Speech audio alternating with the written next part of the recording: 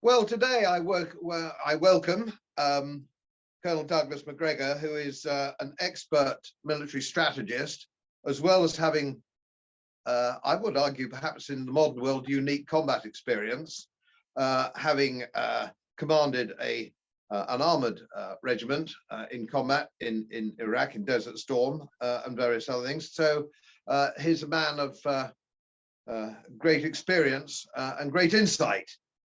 And so it's a great pleasure to have him here. And I'd just like to ask him a few questions and let it roll so he can give an opinion. And you can get his work on my website. You can click in on the website.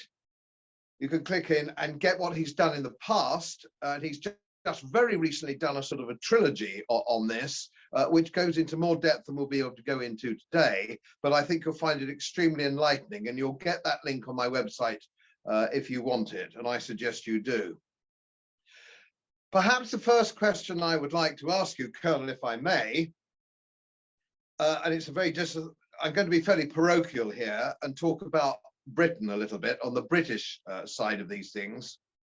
What disappoints me is the British are under the impression from the weight of propaganda that one day President Putin was very bored and he woke up because he was bored and decided perhaps to invade the Ukraine to give him something to do for no reason whatsoever. And that appears to be the view that most people in Great Britain have, because that's the view that they've been fed for the last year.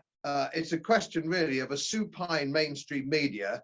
And of course, wars, most wars in the modern era are managed to be run on the basis of propaganda and what the masses believe. And we've seen that in the past, and particularly in 1914. And I would like to come back to 1914 because I've read your the beginning of your book on Mons and Haldane, and perhaps we could elaborate on that a little bit.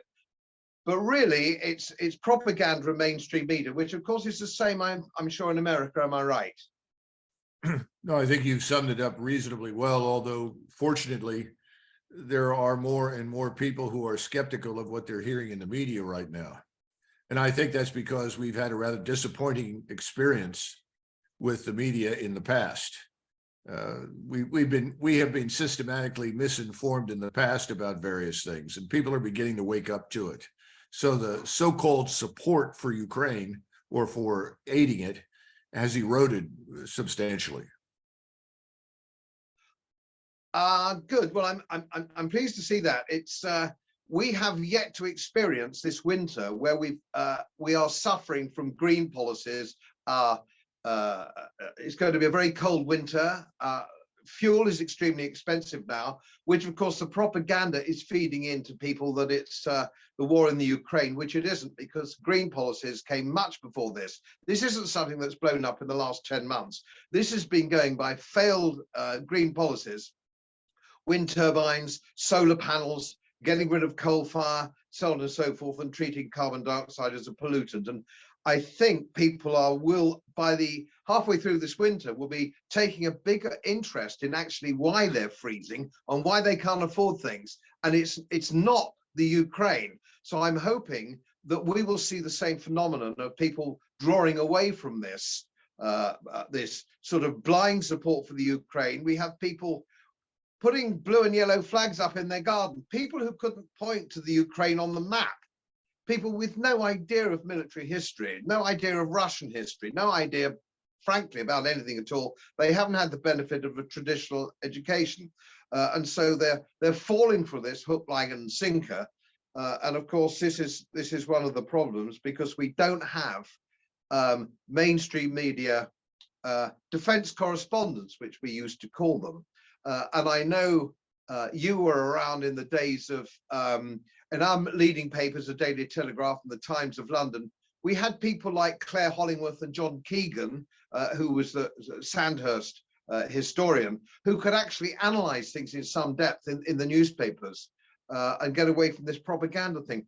We don't have people like that now, and it might surprise you to know, and I'm pretty sure it'll be the same in the United States. The London Times, until quite recently, their defense correspondent was a woman called Lucy Fisher. Now, she was very good on handbags. She was excellent on handbags, and nobody would dispute that in latest fashion. And I think one day she went to the Christmas party at the Times of London, and somebody said, I think you'd be good on, we're going to put you into defense.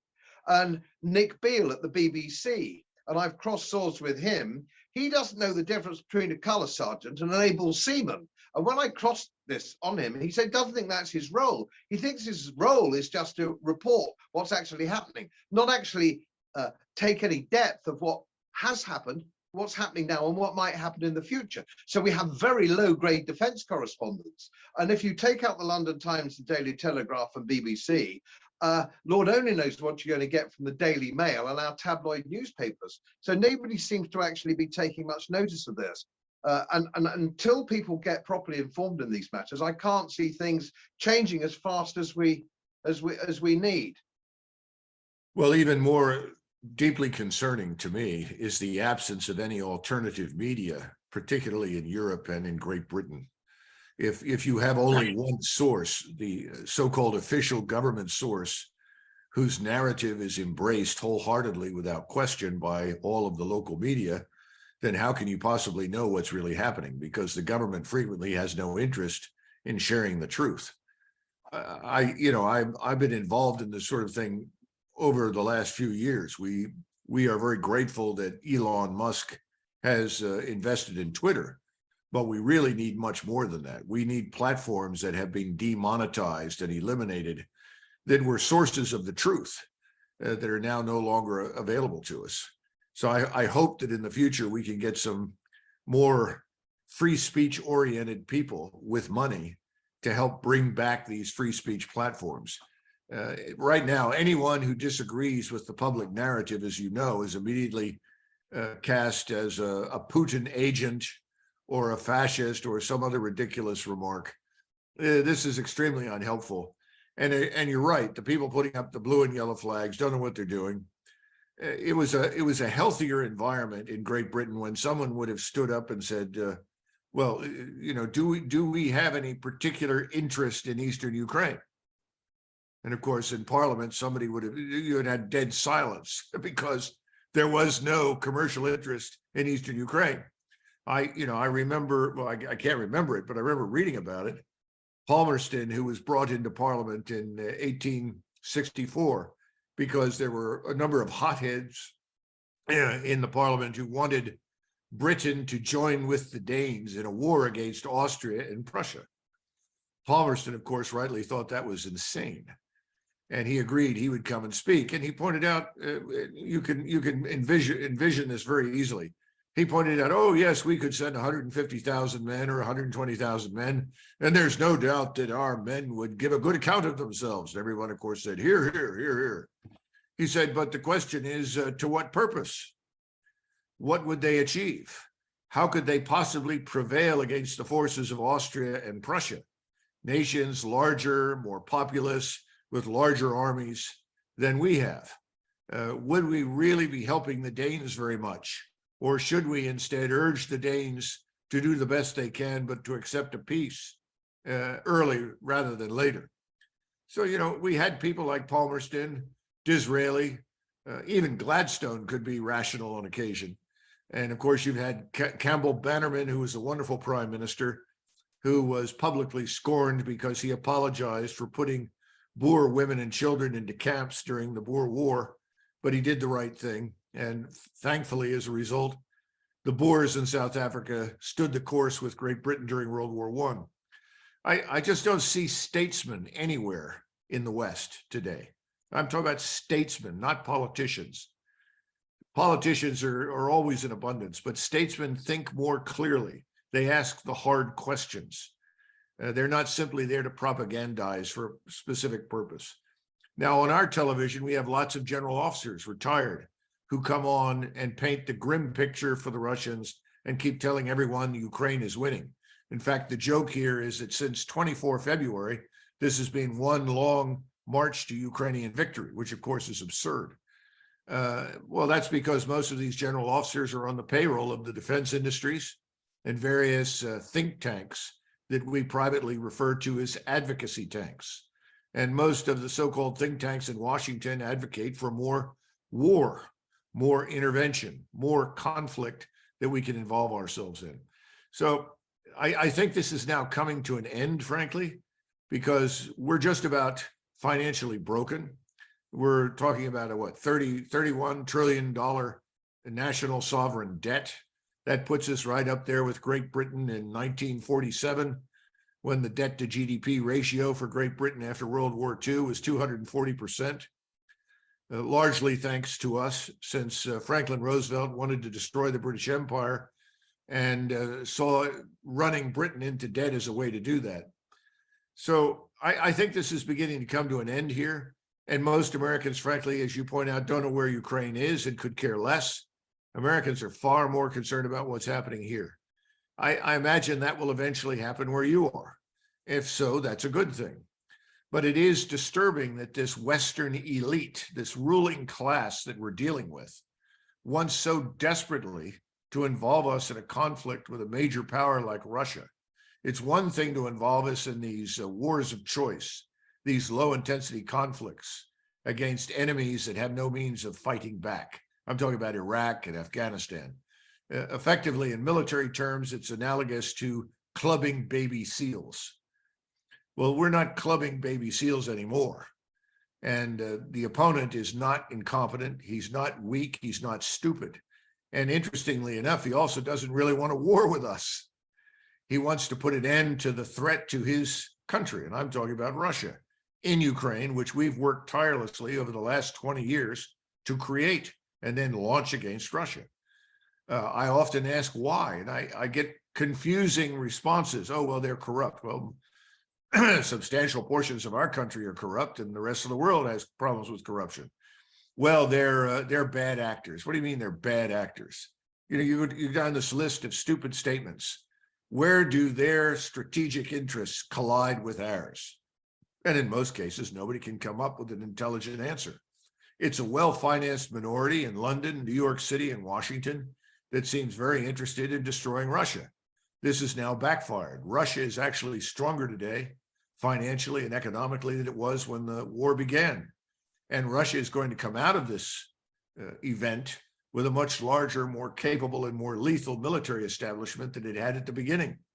So everything has backfired and is going to continue to backfire, because we can no longer try to impose American or US-led Anglo-American hegemony on the rest of the world. The rest of the world doesn't want it. Frankly speaking, we don't need it, and it's bankrupting us. So all of this is going to collapse. It's going to implode. And the Russia war, again, with Ukraine, is just going to accelerate the process. Interesting. Yes, of course. And Lord Palmerston's predecessor, it goes back to Lord Castlereagh, of course, where the ethos was, if we're not directly threatened, if British interests aren't directly threatened, it's nothing to do with us. And that should really be, especially post-empire. Great Britain is a regional power, but it's not a global power. What we should be doing is consolidating that and not involving ourselves in anything which doesn't concern us. But we have a problem. I don't know whether you would agree with this. We have a problem where we can't shake off the British ego. What are we doing building aircraft carriers, which we can't actually protect because we don't have the wherewithal, so they can only work with the United States because we can't defend them. We're fighting the last war, and I was looking at your trilogy and what you've written in the last few months, which I am fascinating. It's spooky. I agree with almost everything that you write or say. That we can't seem to just bring ourselves back from this because we're fighting the last war. And of course, in World War II, we had lots and lots of huge battleships, which were totally, because the Royal Navy wanted battleships, which were obsolete for the Second World War. Now we're building aircraft carriers, which are obsolete for any future war. And you go back, I don't know whether you've ever looked at the government of, in your historical research of the government of Lord Salisbury, who is fascinating. He was actually a libertarian and a very, very good prime minister in a very, very competent administration.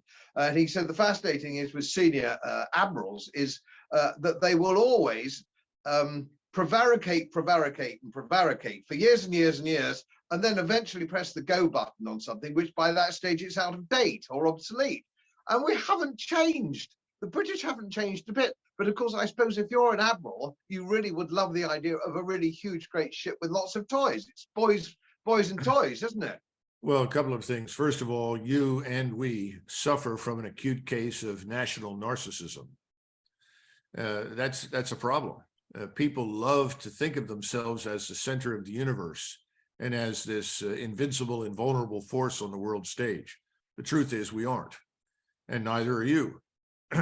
Again, I think this will change, at least in the United States. I know it's going to change because the vast majority of the American electorate is not interested in this. I once had when I was in the Joint Operations Center at SHAPE headquarters in NATO in 1998 to 2000, I had a Spanish general staff officer who once said to me, you know, Douglas, the United States is not a country, it's a separate planet. Well, he was very right. We tend to live on our own planet, so to say. And as a result, we get things wrong in other places. But the good news is most Americans prefer the planet. They really don't want to involve themselves overseas.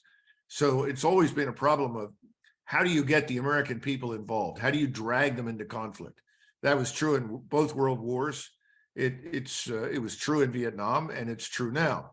It's not instinctive for Americans to instantaneously press the button for war by any means.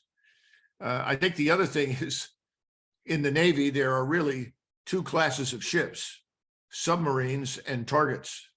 And that has been true for a very long time. And I think we have both wasted enormous quantities of money on this vast surface fleet for which there really isn't very much use.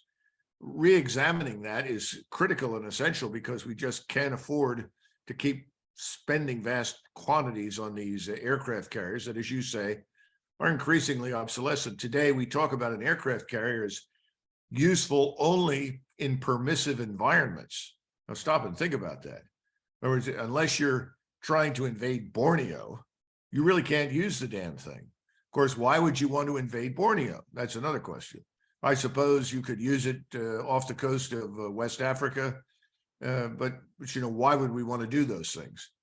This is a difficult proposition because it's tied up with a lot of money, a lot of jobs, as you know. All of those things come into play. So I think we're very similar in that connection. But the most important thing is national strategy.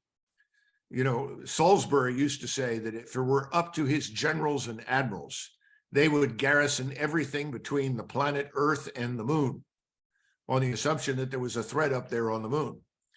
I think Salisbury was right. And we have the same problem now. Every time you turn around, new threats are emerging. Anybody who knows anything about China, its long history, knows that this is not a martial culture. This is not a state bent on expansionism. Quite the contrary. China has many problems. We have many problems. There are many things they do we don't like. All of that is true, but there is no real justification for armed conflict with China. And the whole Taiwan business is grossly, grossly blown out of all proportion to reality. First of all, you as British people know damn well how hard it is just to cross 20 or 30 miles of open water. Imagine trying to cross 100 and seize Taiwan. And that, of course, presumes that anybody wants to do it. And why would they? Because they have two parties on Taiwan, one of which is the KMT, and the other is this national party that is really aligned with Japan, and the KMT is aligned with Beijing.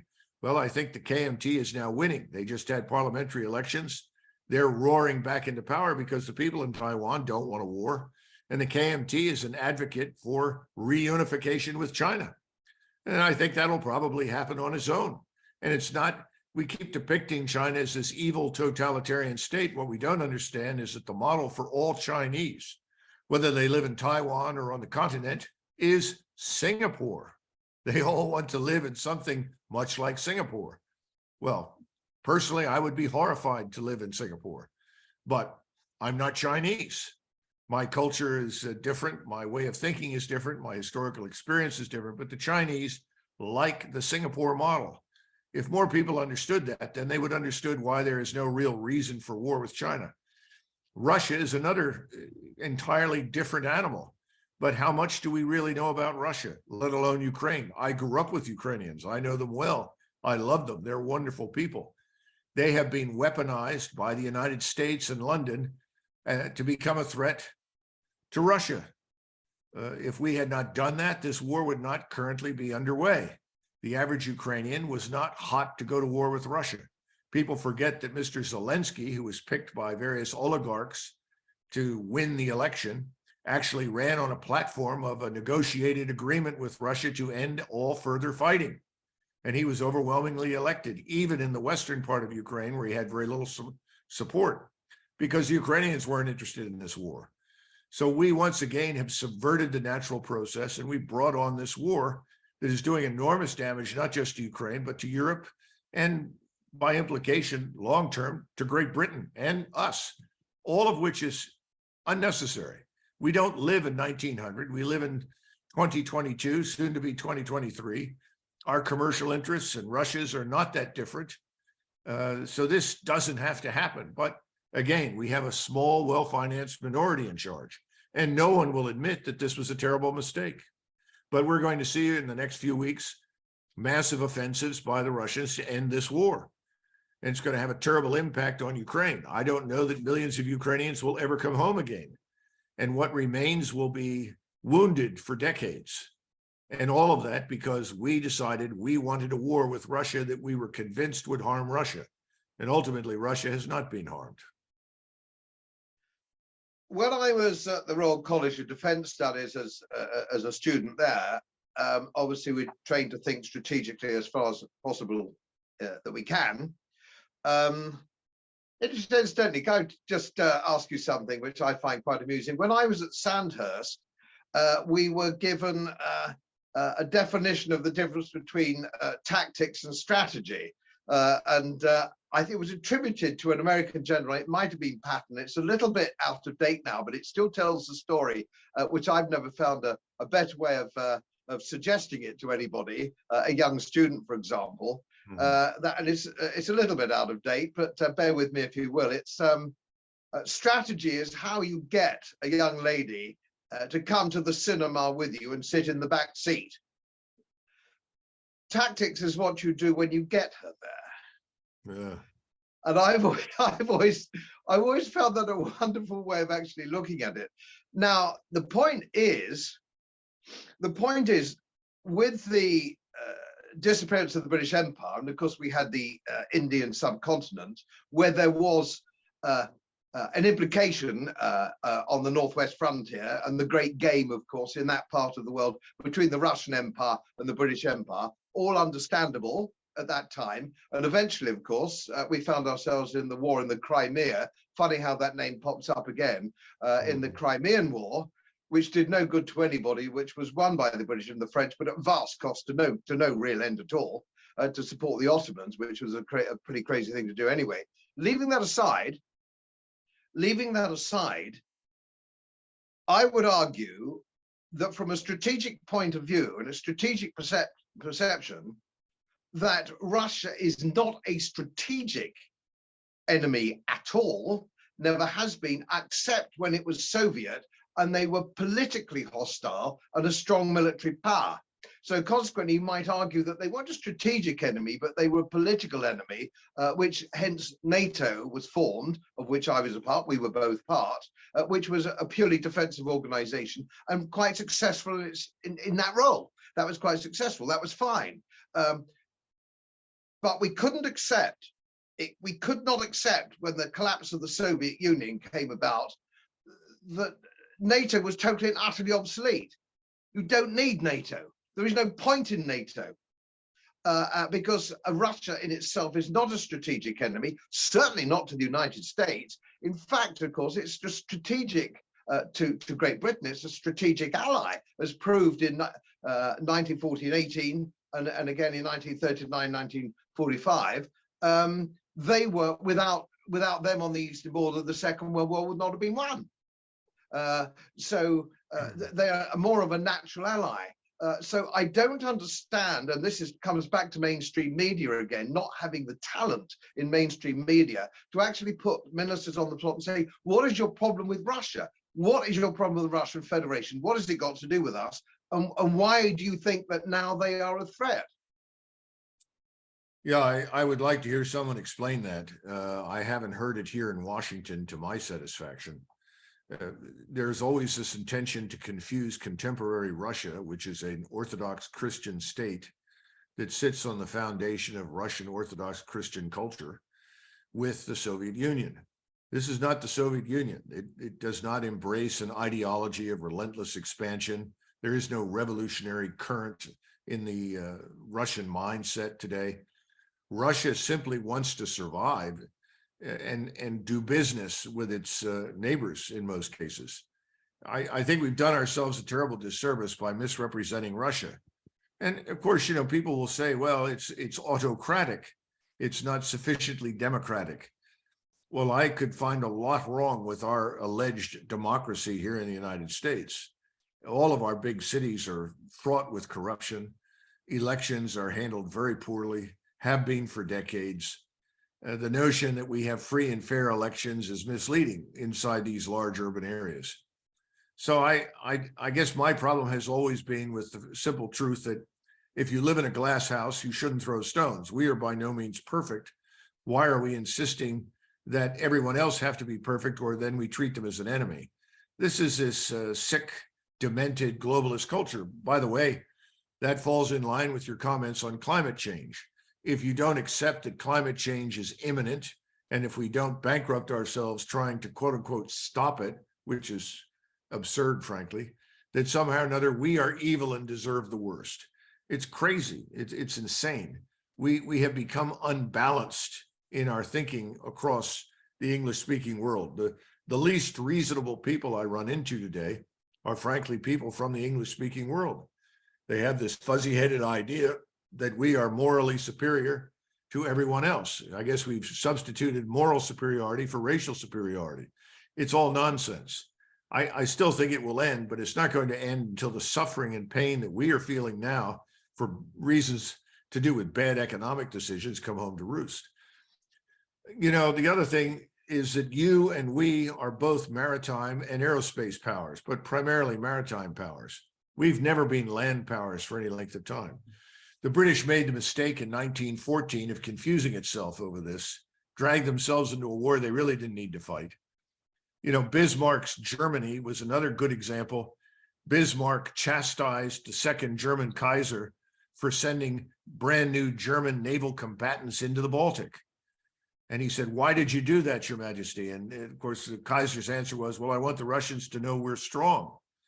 And his answer was, "The only thing you did was remind the Russians of their own weakness. That's the last thing we want to do." And then he moved down the road with the British and the British Navy. He said, "Why are we building this Navy at all? We don't need it." And he said, "Well, you know, we have to be a great power. Britain's a great power. If we don't have a big Navy like Great Britain, we can't be a great power." Said, "Nonsense. We have the greatest land power in the world. Everybody knows that. We don't need a big Navy." There's no sort of rational calculus like this going on in London or Washington. If it did, I guess we'd all be sitting with stacks of cash in our bank accounts and very healthy, prosperous economies, because there's just no reason for conflict and war in Ukraine today against Russia. None, as far as we're concerned. On the other hand, we should all be interested in bringing this to a close. Now we're going to have a absolutely destroyed Ukraine with millions of Ukrainians fleeing that have no place to go. This is going to harm Europe beyond belief. It's incomprehensible that people can't see it. There's nothing noble and glorious about destroying Ukraine, which is what we've done. I'm glad you just mentioned 1914, because I was interested in your take on that in the first chapter of your book, which I want to come on to in just a moment. The retreat from Mons, of course, which I don't know whether you met Richard Holmes at all, the historian, whether you came across him in your time, a great historian, dead now, sadly, a friend of mine. In 1914, you quite rightly say that we kept out of the Franco-Prussian War. We took no part in the Franco-Prussian War. And basically, this was another Franco-Prussian War. Nothing to do with us. And on the anniversary in 1918, I gave a lecture to the London School of Economics on how we could have stayed out of the Great War to the benefit of Europe, all Europe, by staying out as a major economic power in 1914 and a major naval power.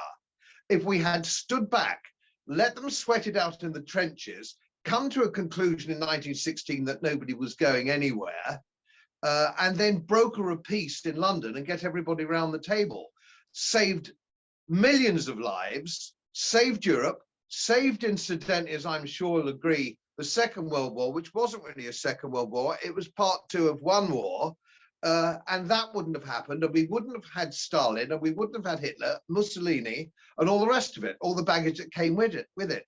It would have been much better if we'd stayed out and brokered a peace.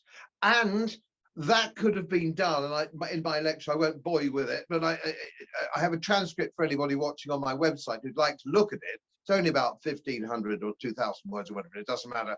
But it shows you how we could have actually done this if we'd had a strategic hat on. And we didn't. We involved ourselves, which brings me back to the other point, which you mention in your book, that Asquith didn't want that. Members of his cabinet didn't want that. Even Lloyd George didn't want war with Germany. But it was drummed up then by the media again. Poor little Belgium, babies being bayoneted by Germans and all this kind of thing. It was drummed up. And modern warfare, when I say modern warfare, I mean modern history warfare, which I would argue go 200 years is modern as far as I'm concerned, when it comes to this kind of thing. That the press actually stoked this up. And they stoked it up. And of course, it cost the British Empire 1 million dead and 2 million maimed. It was, and it broke what I would argue, we'd probably fall out over this. I think the British Empire, broadly speaking, was a force for good in the main. And it could have then developed into a Commonwealth, which it now is, with goodwill and trade all round. But that's perhaps a subject for another day. We didn't have to get involved. It was a terrible, terrible mistake. No good came of it. But it was whipped up by the press, broadly speaking, rather than politically, I would argue. And that's the mistake that was made, of course. And I think that's where we come back to your point about statesmen. We need a statesman to come along and say, you need to have a little think about this. Where will we go? I mean, and Eisenhower, and you mentioned Eisenhower in your trilogy, your recent trilogy, which I thought was excellent. And I've read quite a lot of Eisenhower's work. Wouldn't agree with him necessarily on economic matters per se, but generally speaking, I think the advantage of Eisenhower was that he was a general and knew what war meant. Most people don't understand what war is. Nasty. War is evil. War is a very, very nasty business. And if you can avoid war, it's almost in everybody's interest. Most wars are unnecessary. Most, not all. I'm not a pacifist, but most wars are unnecessary. And I think it's difficult for me to believe that, and I think it was your phrase, I've used the phrase myself as well before I started reading your work, America hasn't won anything since Korea, and Korea was a draw. So why does this go on? And this is where I'd like to just bring you out a little bit, because you've had experience that I haven't had. So because you've been at the White House, you've had top political experience. I've had political experience, but not at your level. Why do people do? I know there's an industrial military complex on this. Why would I have in my country a chief of general staff? Why would I have a man who's managed to get that far? And you make the point, everybody above the rank of colonel's a politician, political general. You don't get promoted above 1 star unless you're politically expedient. He has said just in the last month or two, don't worry about the Russians. They have rusty rifles and no boots. Yeah, well, yeah, I mean, what can I say? Well, 2 things. First of all, we haven't been at war since 1965. We talk about it, but really we weren't at war. In other words, we fought these actions on the cheap. These are what Clausewitz refers to as wars of observation. We call them wars of choice. In other words, whether you wage them or not probably doesn't make much difference in the grand scheme of things. They're not going to change the world strategically, alter the international system, versus a war of decision, which Clausewitz rightly pointed out, is a war that has existential implications for the nation states that fight it. And of course, he was looking at that against the backdrop of the Napoleonic Wars. And the point is, we haven't had that kind of thought process here in the United States. And Americans have been misled. You know, it's back to clubbing baby seals. Oh, this morning we bombed country X, and they're now in ruins, and they are compelled to accept our demands, this sort of thing. And everybody says, oh, cheers, that's great, wonderful, we've done a great job. It's all nonsense. We're no longer dealing with that when we're confronting Russia. I think that's very obvious now to people. And of course, the nuclear dimension is always there. But at least to this point, it's very clear to me that most of the people that are at the top want nothing to do with a nuclear exchange. I'm talking about the people in Washington. And I know that the Russians absolutely do not want anything to do with a nuclear exchange. So that's good news. The bad news is that we overestimate ourselves in conventional terms. And today, if you sent the United States Army anywhere, it would end up being very much like the British Expeditionary Force in 1914. It would do reasonably well, but it can't win. And unlike the British Expeditionary Force in 1914, we have no ally like the French that put millions of troops into the field. Remember, at the end of that retreat from Mons, the British were controlling something in the neighborhood of 20 to 25 miles of front. That's almost nothing compared to the other 380 miles or 90 miles that the French army controlled. So then you go through this gut-wrenching process of having to conscript, go through a draft. Well, those days are over now. If we get into a scrap with the Russians, it'll look worse than Dunkirk because there's nothing behind us. The German army doesn't even exist for all intents and purposes. The French army is there, but as a friend of mine in the French army said, Douglas, we have 4 to 5 days worth of ammunition. You can't fight a high-end conventional war with that kind of foundation. So it's time to have some strategic thinking. And the key questions are always the same.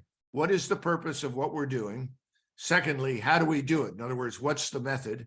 And 3, what do we want things to look like after this is over? Unfortunately, in both world wars, the attitudes of the leaders in Britain and France, well, we're in this war to destroy Germany. Really? Why? Why do you want to destroy Germany? What do you really want from the Germans? What is Britain getting out of this war? And is it only the destruction of Germany? Because if that's true, that's one of Britain's top trading partners. All the optics that you used in 1914 in the British military and the Royal Navy all came out of Germany. There were all sorts of things, technologies that were critical to British needs that came out of Germany. So why are you intent on destroying Germany? The same thing in World War II. I'm actually a great fan of Corelli Barnett because he's critical of Churchill, who says, you know, we'll fight to the bitter end, blah, blah, blah. We're never surrender. Well, wait a minute. Nobody's asking you to surrender. Have you considered perhaps William Pitt's approach? Maybe it's time to come to some sort of arrangement with your enemy until you're stronger at a future point in time and can re-engage. There was no thinking like that. So Britain was harmed badly in World War I, and it was destroyed in the Second World War. And we stupidly helped to do that. The only people that won the Second World War were the Communist Party of the Soviet Union, who had killed vastly more people than Adolf Hitler ever killed. But nobody ever bothers to bring that up. Nobody ever bothers to understand that what you're dealing with in Germany or Russia or China is different from what you may think. These nations are nations that have been around for a long time. You have to judge them on the basis of history and culture and interests. No one wants to go down that road. Instead, we have people like this German foreign minister, Annalena Baerbock, who refuses to shake hands with Foreign Minister Sergei Lavrov from Russia. Why? Because she's morally superior and he's morally inferior in her view? This is childish nonsense. It's absurd. There's no willingness to talk. And right now, I see no hope for a negotiated end in Ukraine. The only end I see coming is the end to Ukraine. And if you're a Russian right now, what are you going to negotiate for? In other words, if we end up with some sort of rump Ukraine, the Russians are going to insist that whatever is still there must be neutral. If it isn't, then they risk going back through another war again that we may cultivate. So there's nothing to discuss. There's no negotiation. And we have no strategic advantage that we are operating from. I haven't seen it. Again, Russia is a continental land power. We are not. Our strengths are at sea and in the air. We are only a land power in the Western Hemisphere. Britain's army has been shrunken to the point where I'm not sure the British could put 30,000 troops into Europe in a short period of time and they'd be effective. The French have already admitted that. So what happens next? No one has thought through this. Well, of course, I had the pleasure of meeting Crowley Barnett personally some years ago, and I agree with you totally, and I agree with him. It was, you know, sometimes you just have to come to the table to make the best of a very bad job. And we could have. And your done first that. consideration should always be, if I had been sitting where Churchill was in 1914 in the cabinet or subsequently in World War II, is first and foremost, we must preserve British power. I keep telling people the most important thing we do in the United States is preserve American national power. We're doing nothing to preserve it. We're doing everything to dissipate it, squander it, and destroy it.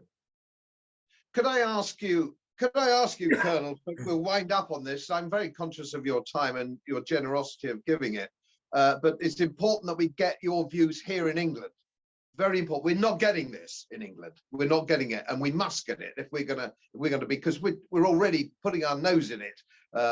We can't seem to keep our nose out of things. Boris Johnson is making mischief at the moment. But what I'd like to just ask you finally, just to wind up on, and I do hope that we could have another conversation perhaps in the new year. How do you see, you've just illustrated pretty much what the situation is going to be. How do you see it politically? It's going to be force majeure, isn't it? There's nothing we can do about it. The Russians are going to win. Of course they're going to win. They can't lose. And there'll be warfare always throws out some odd stuff. There'll be some odd things here going on and stuff we didn't expect. But generally speaking, by the spring, it'll be over. How can, when we sit around that table, you're quite right, Ukraine has to be completely neutralized. We cannot have any form of NATO force or NATO missiles anywhere near it. And it's also going to have to perhaps spill over a little bit. What's going to happen with the Poles, what's going to happen with Romania and Moldova, which in their constitution of Moldova say they won't have anybody on their territory at all. There's all sorts of implications, as there always are. But it seems to me, and we'll wind up on this with your final words, Colonel, if we may, who in your senior command, who in today's White House or CIA, which seem to control a lot of the thinking,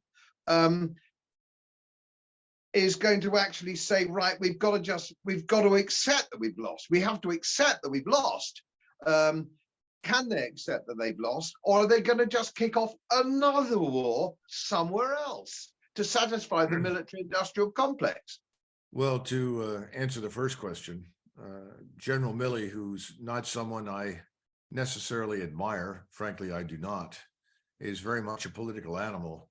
But at least a couple of weeks ago, he had the good sense to tell the president in the Oval Office, you know, the Ukrainians have done about all they can do right now. This would be a good time to negotiate. Well, he knew the truth. He knew that the casualties and the loss rate, in other words, killed in action, had risen to 15,000 a month in Ukraine. They're way over 100,000 dead now. And he tried to make that point to President Biden, who apparently was offended and said, absolutely not, as did all of his advisors, his Secretary of State, his National Security Advisor. And the next day, Milley, being who he is, went public and recanted 100%. Oh, no, we're going to stay the course forever. We're going to win, blah, blah, blah. Mr. Burns, who was the former ambassador to the Soviet or the Russian state, Burns is the head of the CIA. I'm sure he knows this to be true, but he too appears to have been willing to prostitute himself to these dumb policies on the grounds that I guess he wants to hold on to his job. I think it's very unfortunate. We just don't seem to have any people with backbone. But then again, if you go back to the Vietnam War by 1968, 69, virtually everyone thought it was a muddled affair It was going nowhere. There was no chance for any meaningful military victory. No one could define what would happen politically that would be beneficial to us. Yet no one would resign. No one stood up and said, that's it, I'm out. Nobody in uniform. So we have a huge problem with an acute lack of character in our senior ranks. You would have to know more about the British military than I do to determine whether or not that's also the case in Britain. I don't know, but that's a huge problem for us. Now, what happens? What happens is very simple. The Russians will terminate this thing on the terms that suit them. I think that the government in Berlin will be gone by the time this ends. I hope so, because the Germans have always known from the beginning this was a very stupid idea. And I think the Germans are quite frankly sick of the whole business. The Poles, whom the Germans have tried very, very hard to befriend and work with, are now widely regarded as dangerous lunatics inside Germany. So the Germans are probably going to be the ones that part ways and diverge from the mainstream with us. Maybe Macron, though I doubt it. He's another Soros puppet. I don't see him branching out to change anything, but perhaps the French will ultimately get rid of him eventually. The Italian leadership has already changed. They will send humanitarian assistance, but no military assistance. I think the longer this lasts, the more Europeans will look at this as a catastrophe that needs to end. And since we refuse to end it, this is going to put an end to NATO. I just don't see NATO surviving this event. I said that back in January. I still have serious doubts about it. And that's probably in the grand scheme of things a good thing, because the Europeans need to find their own way. You know, de Gaulle said it well. He said the problem for NATO is the following: Britain is an island, and the United States does not live in Europe. De Gaulle was right. And his point was, you, like the United States, we are both preeminently maritime powers, aerospace powers. We fly in, we fly out. We sail in, we sail out. We are not permanently rooted on the continent. Ergo, the people that live on the continent are going to have to come up with something else. And I think they will, given time. But it's going to be ugly, because there are an awful lot of people who've made an awful lot of money out of this alliance here in Washington and other major capitals, and continue to enrich themselves as a result of this disastrous war. Well, thank you so much. That's about our time is up, and I thank you for it. I'm going to put everything that you've done up on my channels. I want more people to look at this, to listen to your assessment of these things, which I think is absolutely spot on, and some of the same things I've been saying for some time. And let's just hope, let's hope we're going to go through a very, very unpleasant time, and let's hope there's some bright sunlight at the end of it all. Well, Colonel McGregor, thank you, and thank you again for the work you do. And thanks for having me on as your guest. I appreciate it. Great pleasure. There's a wonderful song. It's called "There'll Always Be an England." People better start singing it, and they need to make it happen, because there are no guarantees anymore. You're dead right. Thanks. Thank you, Colonel. Right.